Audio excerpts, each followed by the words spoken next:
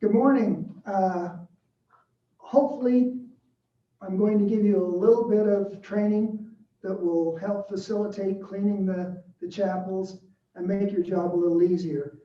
One of the things that I found that needs a little help and training, especially, is the mop system. So in the mop system, we have the mop handles, we have the two mop pads, the yellow pad and the blue pad.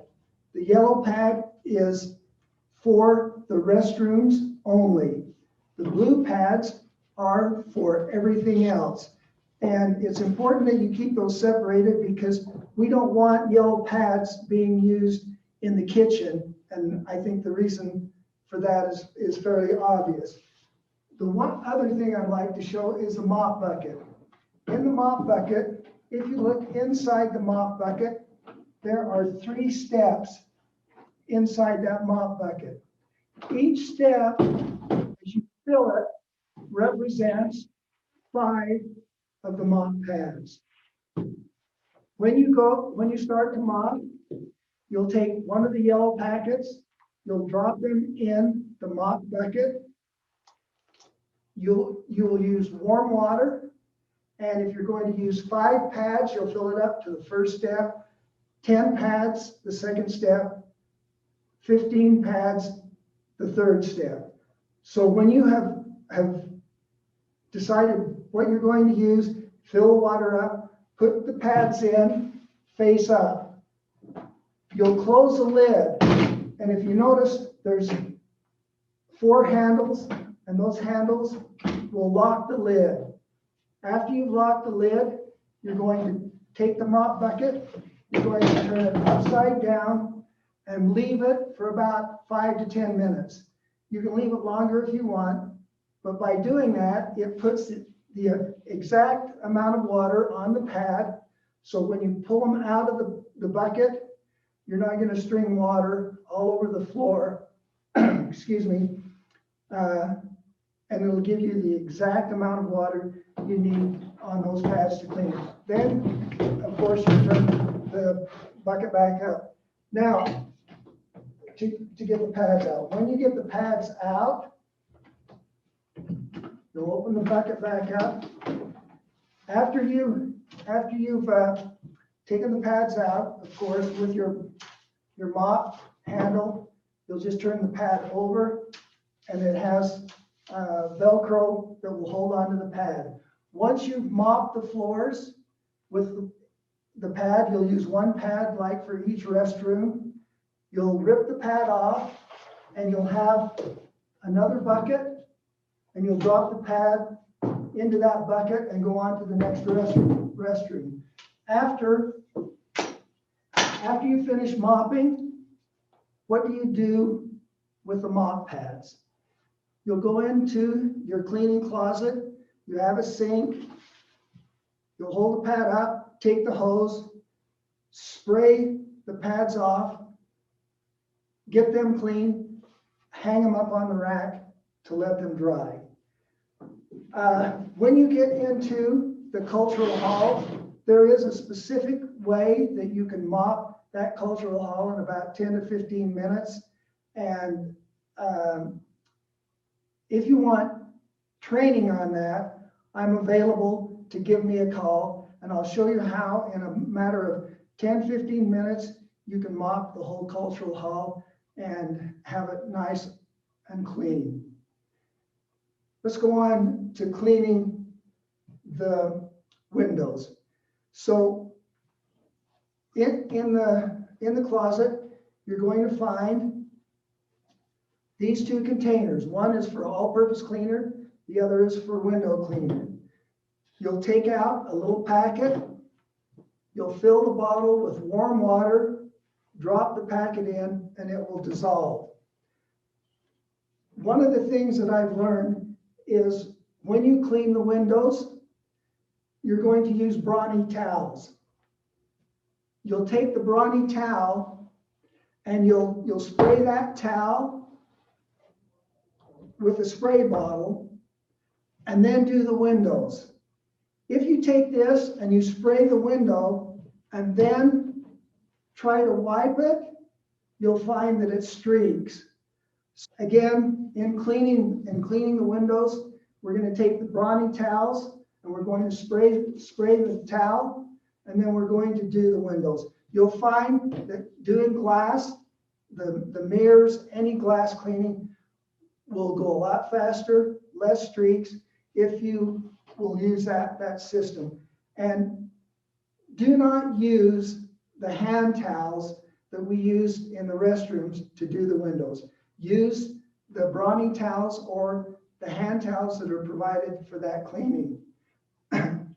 The all-purpose cleaner, same thing with it. You'll have a container that has the little packets. You'll take out a packet, fill the bottle with warm water, drop the packet in, and let it dissolve. The all-purpose cleaner does have a disinfectant with it, so you can feel comfortable about using that for all-purpose cleaning. When we get into the restrooms to change the toilet paper and the hand towels, we do not change those until we see cardboard. In other words, they need to be completely empty, because sometimes we see them pulled off and it looks like there's not much left, but there's still quite a bit. So we want you to be changing those only when they are completely empty. And I don't have a restroom box to put this in, but when we pull the toilet paper off, if this is the end of the box on this side, we want this toilet paper to come down on the side of the box. Be it if on the other side, if this is the side, we want that coming down against the end of the box.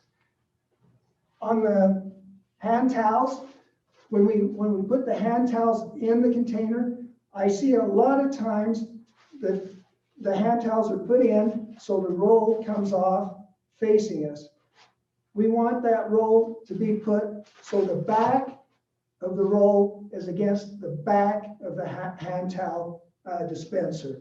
That will make it so they dispense more evenly and not have problems. Okay, cleaning the chapel. The FM group has asked us not to use upright vacuums in the chapel. So what we have right here in front of the table is what is called the pig vacuum. And that's what we want to use in the chapels.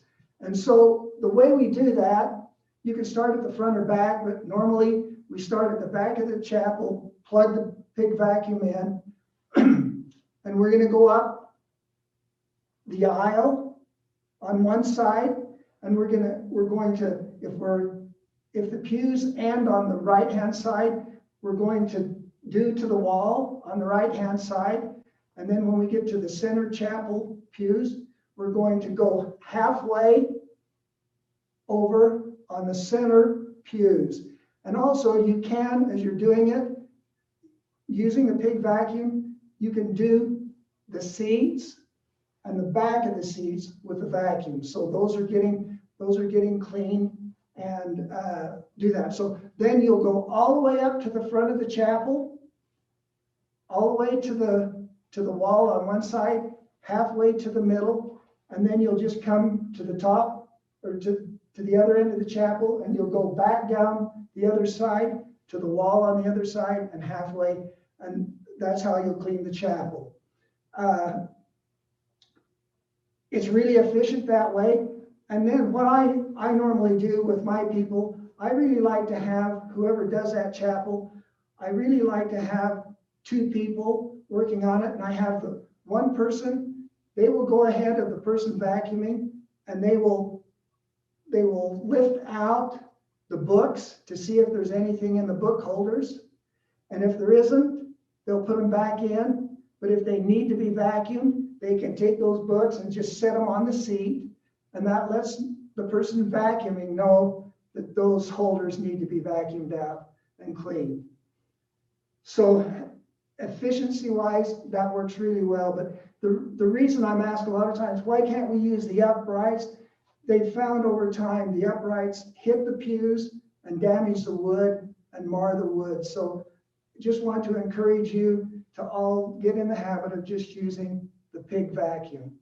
On the other vacuums, the upright vacuums, everyone knows how to use those. What I do encourage though is on a monthly basis, like the first of each month, if you'll just open up the back of the vacuum and check the vacuum bags.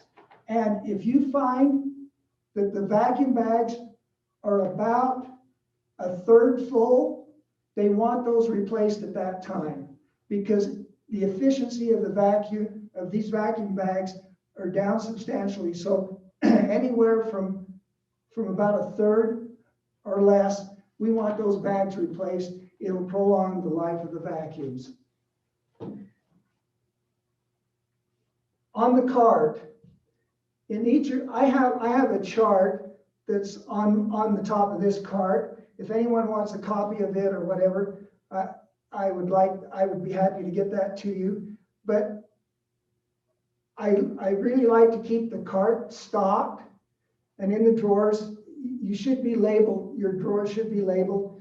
But after you clean for the day, reorganize the cart. In the buckets, there's a bucket for the restrooms, and while I have this, let me go back to cleaning the restrooms. Most of you will have a brush and a cup. When we clean the restrooms, as I go in the restrooms, I will take the all-purpose cleaner and I will just walk through and spray down all of the stools and the urinals. Just spray those down, and then I will go back again with the all-purpose cleaner. And what you do is you use this as a semi-plunger, and you'll just plunge in the toilet to reduce the water down a little, spray with the all-purpose cleaner, and then clean the toilet with a brush. That helps make sure that toilet is clean to the very best. And one of the things that I've seen is people have been doing a really good job in the restrooms, and that's just a little tip. But when you're finished for the day, just reorganize and restock the cart for the next people that are going to clean. Okay, so when we go into the classroom, I have my people take a vacuum, a box of towels, and an eraser. And we never, ever use water on the chalkboards. So we're going to use, when we clean it, there's a spongy side and a leather side. We're going to use the spongy side first, and we're going to clean the boards with the spongy side. And after we do that, we turn it over and we use the leather side to clean. After we've done that, we have a vacuum that we have with us, and we're going to take the vacuum hose off, and we're going to vacuum off both sides of the eraser, and we'll vacuum out the chalk trays. And then after we're all done, we're going to vacuum in front of the chalkboards and vacuum the room. Then, when you're all through, while the person's doing the chalkboards, they can be vacuuming the room, but then they come back and we're going to vacuum off our erasers and all of our dust. And if there's any on the floor, we're going to finish up, and that'll make our rooms nice and clean. Let me say this, I've been doing this for a number of years, and I believe one of the blessings that we have, and I know it doesn't sound like it, but one of the blessings we have is helping clean the chapel. And I encourage you to encourage the members to have their kids come and help clean the chapel, because that helps the kids have respect for it. And on numerous occasions, after a family has come and cleaned the chapel, they've come back to me and said, "Thank you, Brother Armstead, for giving us the opportunity to clean the chapel." And it becomes not a chore, but a blessing in your lives for doing it. I appreciate taking a few minutes with you. If there's any questions or you need any help, I'm more than available at any time. And thank you for the time.